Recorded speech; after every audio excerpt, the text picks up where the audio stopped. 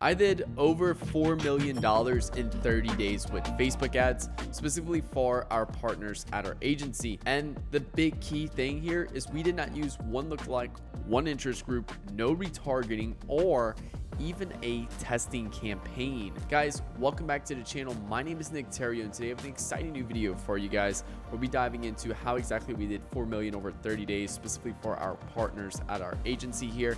And I'm excited for you guys to kind of pull the curtain back and go over a few key things that we really leveraged in this time period. With that being said, make sure you hit the like button and hit that subscribe button for new videos every Monday, Wednesday, Friday. Again, at the end of the day, I don't have anything to sell you guys. I make these videos to be as transparent as possible, so that way you guys can actually take this value, apply it to your business, and eventually when you get to the point of doing anywhere from $50,000 a month to $300,000 a month, you actually work with us at our agency. So with that being said, let's dive into the video. Again, how we did 4 million in 30 days with no interest, lookalikes, retargeting, or even a testing campaign. So I dropped this on Twitter the other day. I even dropped it on YouTube as well. YouTube posts. I've been trying to be a little bit more active on the YouTube posts as well, and got a lot of really good feedback on it. So I wanted to pull back the curtain and show you guys all of these key things right here. So first off, just to reference, this is overall spend versus overall revenue. Okay, so this is not just like attributed revenue to Facebook ads. I think that's a very poor way to make decisions, is by looking just at what's attributed to Facebook. So this is overall revenue versus overall spend, because this is, at the end of the day, is what matters. Second thing, here's just some stats really quick. We work with 10 partners, and basically clients on our side. We have a very close relationship, and we look at each client as a partner as we develop long-term partnerships with our clients. These variety of across different industries: lead gen, app installs, and e-commerce. We have a bulk in the e-commerce side, with Shopify stores is our main kind of demographic at our agency. We have the lowest spending account of $16,000 in a month, with the highest spending account at $452,000 in 1 month. The lowest AOV was $40 and highest AOV was $223. Again, that's across these 10 specific partners. 95% of that total was spent on Facebook, with 5% being spent on other, which is typically Google and TikTok. We don't specifically work as a Google agency or a TikTok agency. So these are other Google agencies or TikTok agencies that our clients have brought on board. But we also, we have people we refer people to as well. So second thing I wanted to point out is that August is generally a poor performing month. A lot of people are pulling back on spend because they spend a lot of money on June, July on vacations and stuff like that. And I mean, come on, just natural human psychology. When someone spends a lot of money, they usually go through a period of time where they pull back and cut down expenses, and that's typically August. Second thing is back to school shopping plus tuition, whether it's people going to college or whether it's parents going for high school and middle schoolers that they're shopping for. There's a lot of back to school shopping and tuition that needs to be paid. So again, more expenses. And lastly, there's no major holidays. First major holiday is like Labor Day, which is in September. So there's just a very dry month. Every single month, this is always a bad month for the agency, not gonna lie, in terms of overall client results. So the results that you're gonna see today are pretty, actually, like probably on the lower end of what we can actually be achieving for our clients. So I just wanted to make sure that you guys were pre-framed with that going into this. But at the end of the day, there's no excuses. We don't sit there and cry about it to our clients. We do everything we can to maintain performance as best as possible. And that's what's really important about working with a leading agency. And before anyone says this is all fake, I'm going to show you guys proof from the perspective of all of our MER sheets, which is marketing efficiency ratio. And it's basically we take the total spend compared to our total daily revenue. And I'm literally going to show the 10 specific MER sheets that for our 10 partners. Again, their names and their stores and all that has been shielded for privacy, but you'll definitely see like the exact revenue daily, all that stuff like that. For all the ones that really want to make sure they look at all of this, I'm just going to skip through this really quick. You can pause the video and look at any specific ones you want. But this is just what one looks like. And I'm just going to give you an example really quick. Again, we take the total daily revenue from Shopify, the total daily spend from Facebook, TikTok, if they're on TikTok, Google, Pinterest, what any other platforms. We have people with billboards, TV commercials, all that. Take everything and we put that down on the itemized list. Second thing, this is an easy Google sheet you can make yourself. Very easy. It's literally just on a daily basis. I go in and I add in total Facebook spend, total Shopify sales, and that basically is my overall spend, which is just basically a calculation that calculates all this and sums it up together, and my Shopify revenue, which is just equaled and then divided by, to get your overall ROAS. Okay, very, very easy to do. This is how we measure performance and results for all of our clients, and is the way we grow the business. And lastly, ROAS is different for every client. We have some clients that they're happy with a 2x. There's some clients that need a 5x or a 4x. There's some clients that we need a 3.5x. The ROAS is different for every single client. So, just because this is a little bit lower on this side, it doesn't mean that's necessarily bad. So just want to make sure you guys are aware of that as well. ROAS has a ton of different factors that go into it. Your offer, your creative, your copy, your overall just AOV, the LTV, the niche. There's so many things that go in factors to ROAS. It's more than just the ad account and the creative. So I'm just gonna flip this really quick. Again, you can pause it if you want to look at these specifically in that aspect right there. But just to show you guys all of the spin across all of our different clients as well. And again, these clients range from clothing brands to supplement brands to just simple wall art decor to insurance. We have an insurance brand in here, to an app, there's a lot of different variety we have, because at the end of the day, we believe that what allows us to be great as an agency is that we focus on what matters, and that's marketing fundamentals. Okay, all of these accounts I'm going to show you is going to be a super basic account structure, a super simple basic way of which we take to use the tool of Facebook ads. But all of our focus goes into better marketing fundamentals, which grows the brand at the core. So firstly, account structure. Show you guys what we used for an account structure. We used one CBO campaign at broad targeting with one main ad set with all our winning ads, with 1 or 2 dynamic ad sets at a time to test new ads. So let's just take a look quickly into this right here. So you can see inside, you'll see, all right, our main ad set, which is HDB7. And then all of these secondary ad sets are dynamic. And every time we run a new dynamic test, we create a new ad set. So it's not like we're just using the same ad set over and over. We're creating a new ad set every time, but we're only running 1 or 2 dynamic tests along our main ad set at a time. Okay. And just to show you an example of what the dynamic ad looks like, it's simply in here, and I will go over later in this video of how exactly that dynamic ad is structured, what's the copy, what's the creative, and what's the headlines that are going inside of there. And then this is just a quick look of what the main ad set looks like with all of the winning ads. And there's an easy way where you just preview that dynamic post. If it's a winning dynamic, you preview that dynamic, see Facebook post with comments, and you can pull the post IDs to create individual ads from that dynamic. Very easy way. And if you guys want to see more about that, drop a comment below and I can actually make a video on how we do that. Now, next thing is why broad. Okay, so now you know the ad account structure, what we used, why broad targeting. So we stopped using interest and lookalikes back in January of 2022. And since then, we've spent over $500,000 per month consistently. And client performance has only improved. We're able to spend significantly more. We have a lot more focus now because there's no more, hey, is it the ad or the audience? If an ad doesn't work, we just know it's the ad that didn't work and we move on. Okay, so we stop wasting spin on trying to make an ad work by testing its more lookalikes or interest and stuff like that. It's immediately, hey, an ad didn't work, move on to the next one. So we have a lot more focus of what moves the needle in the business. And lastly, it stops you from restricting the algorithm. When you use lookalikes and interest, you restrict the Facebook algorithm from learning and optimizing around more people, which ultimately in the day just hurts you because it prevents you from growing the business. Now, interest or outdated technology, Facebook has stopped investing in. So it's the first thing I want to touch on. And we've seen this with Facebook starting to massively remove a lot of interest targeting since roughly around January 1st of 2022 is when they first started.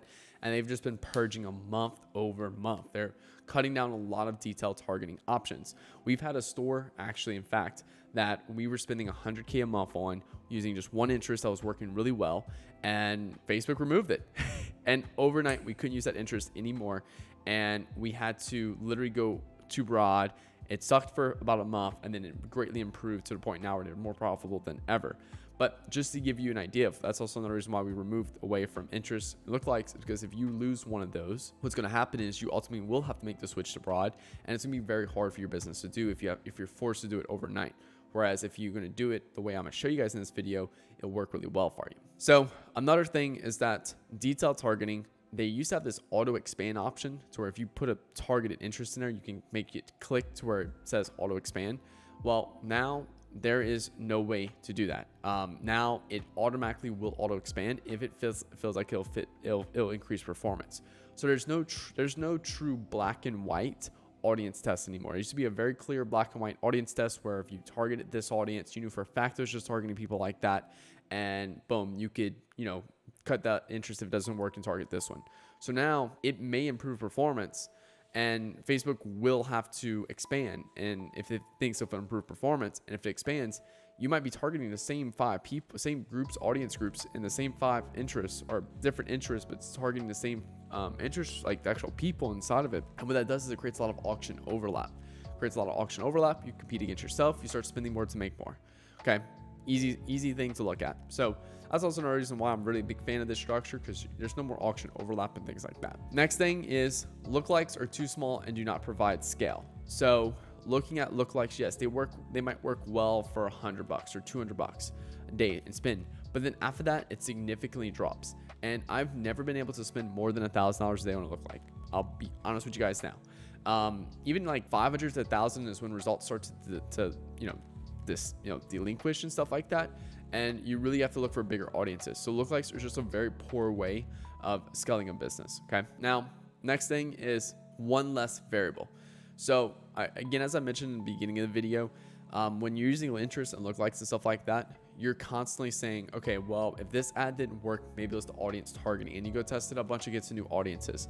And ultimately, at the end of the day, you just spend a lot more to figure out what ads work and what ads don't. And it makes you unprofitable because of how much you have to spend just to figure out what ads work and what doesn't against what audiences, stuff like that. It's just way too many variables. When we do our testing now, we're using 18 plus broad with whatever country we're targeting. And if the ad doesn't work, we know it was the ad and we just cut it. We don't be like, oh, well, what if it was the audience? Let's go test it against 5 more audiences. And then all of a sudden we spend 5x more on testing that ad than we were originally planned.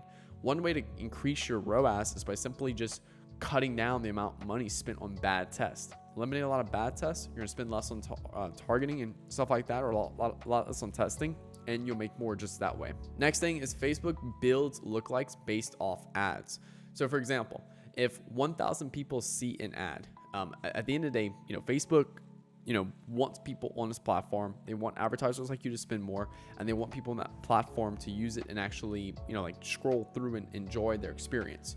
So if 1,000 people see an ad and 500 people dislike it, 500 people like it, who you think Facebook's going to spend more on? You think they're going to spend more on the people who dislike it? No, absolutely fucking not. They're going to spend more on the people that enjoyed the ad, and they're going to go try to find more people like that. Okay. Second thing is the ad itself, the way it's created and everything like that, with the people inside the ad, with the copy, the way it resonates to your audience. People are naturally going to like it more if it resonates with them. And if it resonates more with them, Facebook's going to optimize around them. Okay. So for example, right here, this is the same ad set, 18 plus, male plus female, USA. Okay. Same exact ad set. 47 right here has a male in the ad, a man. 46 right here has a female. Okay. The only difference between these two ads, same copy, same creative concept, same almost kind of photo colors and things like that. The only difference between is a male and a female. Look at the spin diversification to a male 18 plus audience, okay, with the ads in the same exact ad set. Female, roughly 6%, male, 94% on this male specific ad. Okay, this female specific ad, 76% on female. Why? Because there was a lot of females who liked this ad and resonated with it. It spoke to them. Men, 39%. Now, why did men get this more than why was this a 76 to 30, 4%, versus, or 24% versus this where it's a 94 to 6%? Well, it's a female, it's a sports ad, and a lot of men are probably enjoying the female inside of it. Now, this 46 ad right here also did better on an overall basis, both men and female. It did really good. So even though men were still seeing the ad, it was still performing well. So why do we care if men are seeing an ad that's meant for females if it's doing well and it's converting on both angles? So again, at the end of the day, it made more sense. And again, same ad set, male plus female, 18 plus, broad. That's it. All right. The The age of the person you have in your ad, your actor, that's also going to dictate what age group you reach. The gender of the actors in your ad is going to dictate which genders you reach and resonate with. The copy choice you use and the way you talk about the problem and the product and all that is going to dictate whether or not you're going to reach the right audience or not. You know, if you're talking about Facebook ads, you're like, hey, you guys want to run Facebook ads? Or, you know, are you still interested in running Facebook ads? Like, that ad's not going to resonate with me. But if you build an ad that talks specifically about pain points that I'm experiencing, or like, you know, build this video around, you know, specific, very, very specific things around Facebook ads, I'm going to target a very high level Facebook ads person with this video, because the language I'm choosing to talk about, the way I talk about these things is at a much higher level, and it's at a much better market sophistication than, you know, and people are going to take me seriously. So that's also another thing. So you have to look at the language used in the ad, the actors, the ages, the genders, like all of that is what helps you, allow you to reach your right audience. And if you don't have an actor inside the ad, you still will reach your desired audience. It just comes down to, okay, are people interested in, like, say for example, it's a piece of jewelry. Are people interested in a very, you know, sophisticated, elegant way we place the jewelry out, or they want a fun, artsy way? Like, that's all stuff that comes down to creative testing in that process. And it's been a little bit longer than this I wanted to, but I want to keep moving. So if you haven't started using Broad yet, 90% of people are going to see this. They're going to go test Broad against their best performing ads in their ad accounts, and they're going to say, Nick, Broad didn't work for me. Okay, completely understand. So what you need to do, and this is how I made my switch. I left everything on. Like I tested all my new ads, or like my current winning ads right now. I tested them all against Broad, and I let it run for like 7 days. Okay. And let's say, for example, of all those ads that you tested, none of them worked. Okay, cool. What you do now is all of your new ads you test them against Broad. Do not test them with whatever interest or look like you're using now that's working. Leave that on in the background, but focusing on investing in Broad and making Broad work for your business, okay? Because once you do, trust me, is the greatest thing ever, okay? I'm spending significantly less time in the ad account. There's less variables. I'm getting more consistency, better CPMs, all that good stuff. Like, very much better, way, way better in a place going all in on Broad. So you want to get to this level. Let's see, I should duplicate that twice. So when you go all in, Facebook does targeting. So once you go all in onto this and you're like, all right, I'm going all in on Broad and I understand this, okay? You got to understand that targeting relative to who resonates with your ad, you focus less on Facebook and more on building ads needed to scale your business. Your life becomes easier, you spend more, you make more, and you focus on what you can actually control, and that's building better ads to move the business needle. So that's Broad targeting. That could be a long video on that, but let's go into the next one. Retargeting. So a lot of people have talked about retargeting. We personally do not do it anymore. We ditched this in January as well.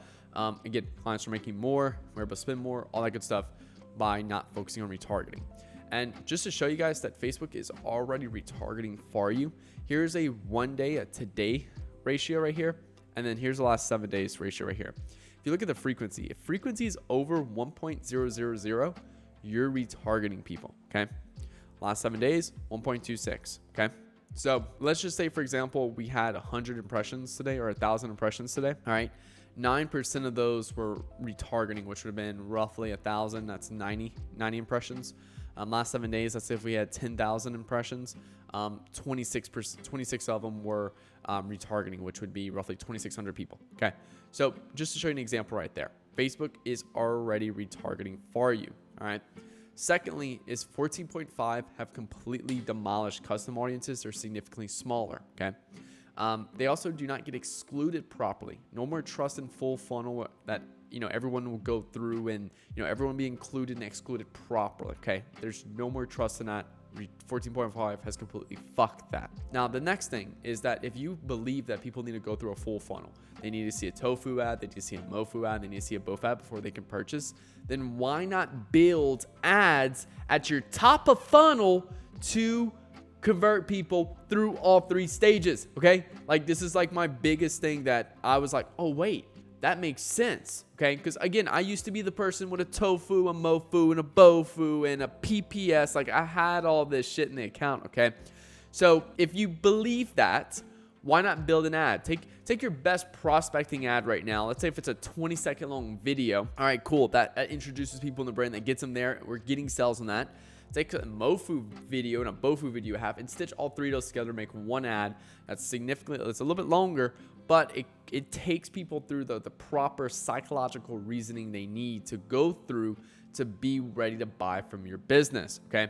So build ads that take people through all three stages. Also, look at, improving your product pages, okay? I was personally shopping today for, a neon sign, all right? Product pages I went to, fucking terrible, okay? Because I was looking at the neon signs, everything like that. The next thing I was like, can I trust this company? I want to see some reviews and stuff like that. Didn't see any reviews on the product page. Went to their Facebook ads library, they had a few reviews. I'm like, why not put it on the product page? Because I would have purchased right then and there. If I saw some reviews, I saw some people playing with the product and showing it off, everything like that, and showing it's a legit product and brand. But then when I went to their Facebook ads library, they had those. I'm like, what does add to a fucking product page, okay? Next thing is MoFu and BoFu content, email marketing, organic content, your organic social. Post more of that type of stuff on there as well. You get a lot of followers and people that come through, okay? So that's also another thing, all right?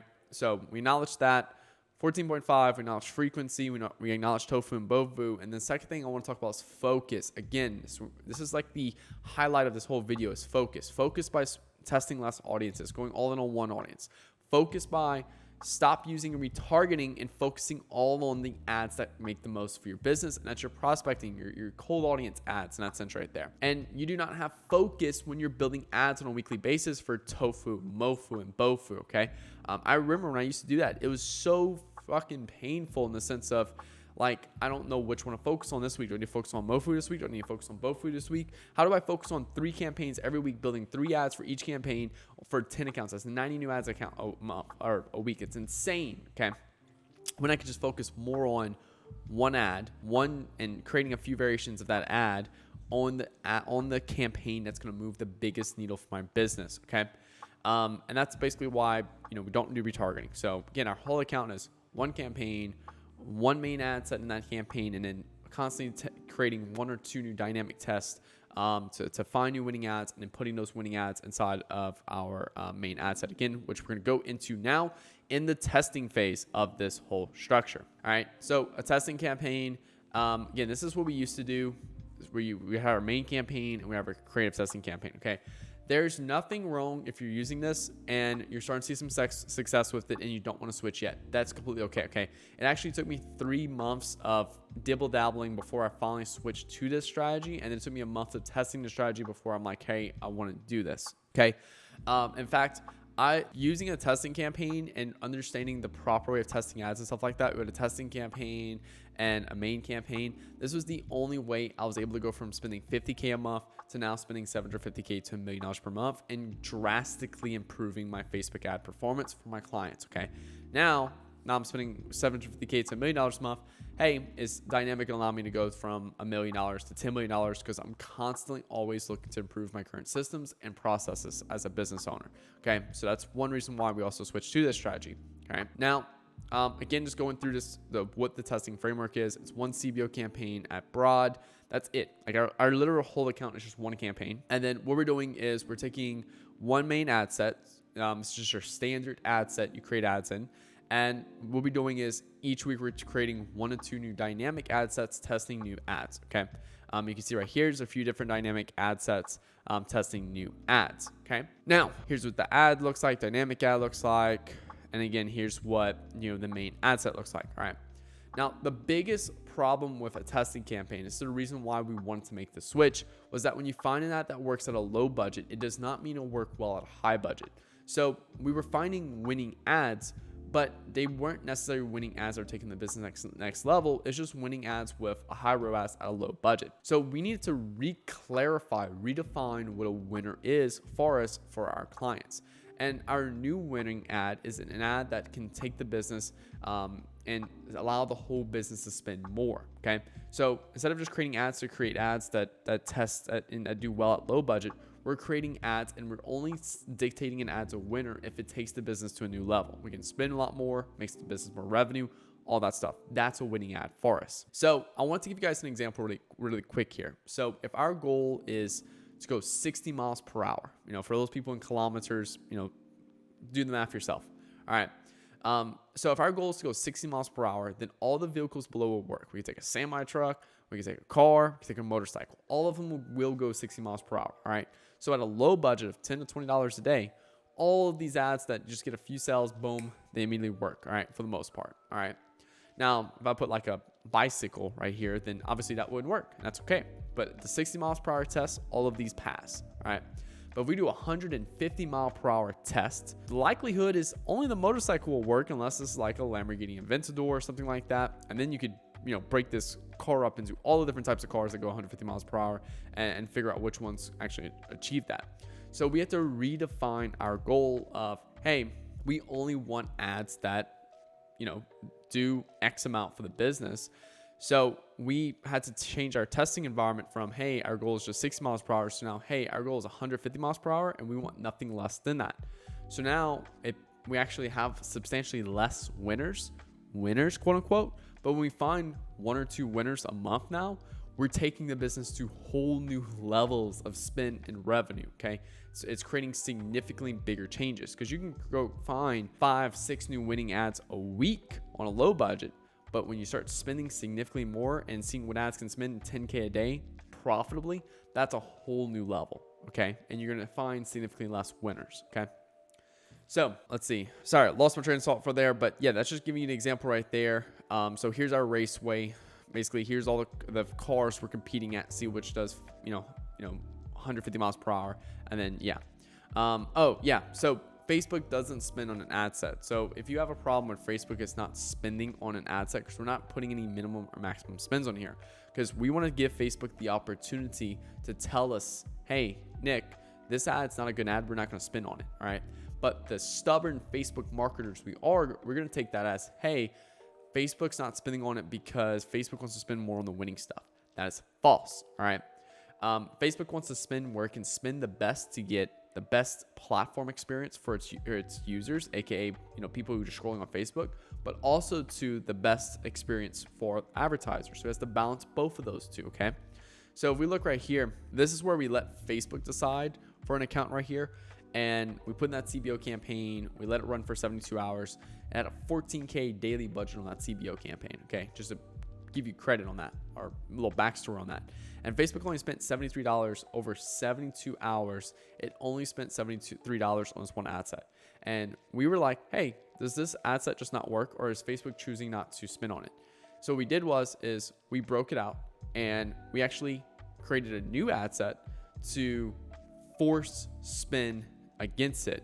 And guess what? We burnt budget because KPI we're looking for is around $35 to $45 cost per lead. And we got $137 cost per lead. So we burned budget when Facebook was telling us, hey, this is not a good ad. So just to go back over our dynamic structure, and also too, again, I want to give credit really quick to Charlie, the disruptor too. He's also one that's really kind of convinced me to go through this route with broad targeting, dynamic targeting, dynamic testing and stuff like that. We also did a video together. It's called like how this man did $100 million in sales with like Facebook ads and everything like that. Again, take a look, video, great video to kind of go into some of these key points right here. But just want to give that shout out really quick to Charlie.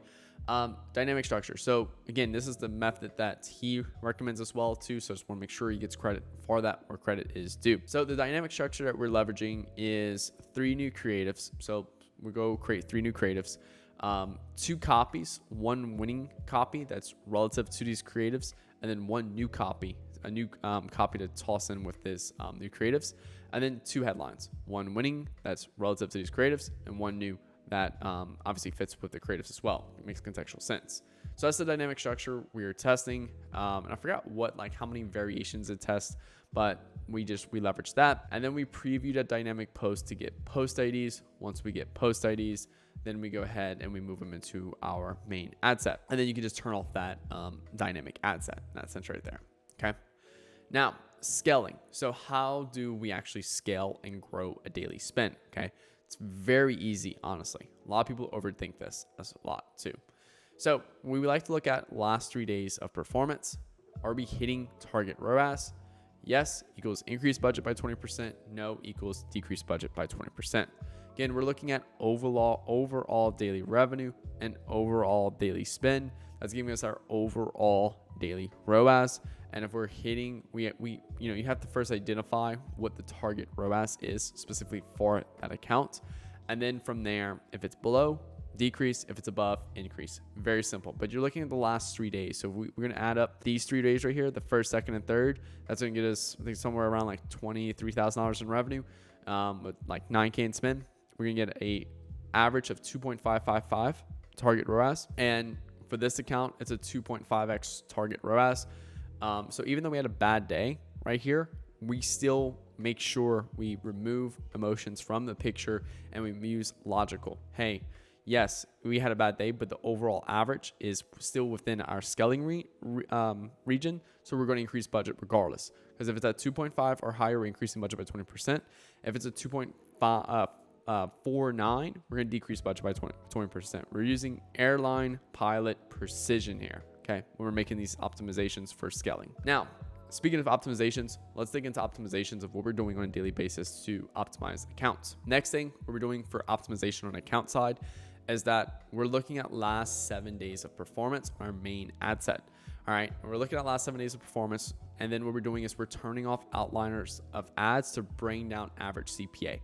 So all of our ads make up our average CPA. And what we do is we want to consistently trim off those outliers of our like ads in that sense right there that are doing a bad CPA. So if we look right here, we look at the last 7 days, you can see right here, this ad spent $43,000. If we want to shoot for about a $45, $46 CPL, then we need to consistently turn off things about like anything above that. But we can't really necessarily don't want to turn this one off because yes, we want a 44, but we do have some other higher performers right here. Okay, $51 and $54. So we're going to turn those off to help bring down average CPA. Now, again, there's another thing that you really need to be cautious about. All right. There's been times where we turned off, like say, for example, right here, why did Facebook spend $43,000 in this ad and only $9,000 in this ad? Yes, this one got a $42 CPL. This one's a $46, but this one spent $17,000 in this ad and got a $51. The reason why Facebook spent significantly more is because it was able to spend a lot more at that level of CPA. All right. So this doesn't mean that this ad can go to this level. So sometimes when you turn off one of these ads, yes, it was a lower, it was not that great of a CPA. Sometimes it might bring your overall volume down and you actually might see a higher CPA because then Facebook will have to make up for these two ads and start spending it significantly more on this ad, which may shoot the cost per acquisition up, and you actually might see a negative impact. So you definitely need to keep a note, and we do it on our little MER sheet right here. We just have like a little notes column, and we'll keep a note sometimes when we turn off big ads like that, just so that way if we see any crazy like inconsistencies in performance, we can simply just go ahead and look back and see why. All right. And the second thing is you also need to figure out what CPA/ROAS you need to hit inside the Facebook account to hit your overall goal. So for example, I don't know why I have it right here. I honestly forgot to put this, but we have an account that does a 1x ROAS inside of Facebook and hits 3.5x overall. So that's also something right there. Just because you want a 3.5x overall doesn't mean you need to hit a 3.5x in the Facebook account. So you have to make sure you consistently look at that. And the way to do it is, okay, cool. Last 3 days right here, we spent, 9,000 on Facebook ads, or not 9,000, but a little under 9,000 on Facebook ads, and we were averaging a 1.3x ROAS. And we saw we were shooting doing a 2.55 overall, and our overall goal is 2.5. All right. So in this case right here, then we know that if we're doing a 1.3 in Facebook, we're hitting a 2.5 overall. It just helps us when we're making our optimizations in the account. Okay. So just letting you know that. And lastly, we're using Triple to help make our decisions. So we use triple attribution. We have it as a default for all of our clients. And here's just to give you a few examples right here. If we look at this, again, side note, I split up my campaigns by country.